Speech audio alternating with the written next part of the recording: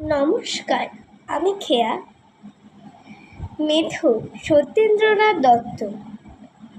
কে বলে তোমারে বন্ধু অস্পৃশ্য অসুচি?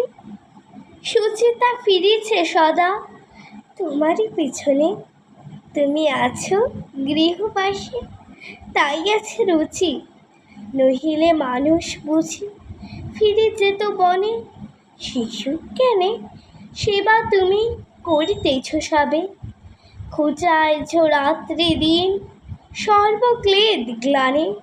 ঘৃণার নাহিক কিছু স্নেহের মানবে। হে বন্ধু, তুমি একা জেনেছ সে বাণী। নির্বিচারে আবর্জনা বহ অহর্নিশ। নির্বিকার সদাসুচি তুমি গঙ্গা জল।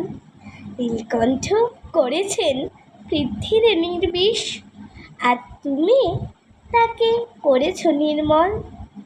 এসো বন্ধু, এসো বীর, শক্তি দাও চিতে। কল্যাণের কর্ম করি লাঞ্ছনা সহিতে। নমস্কার।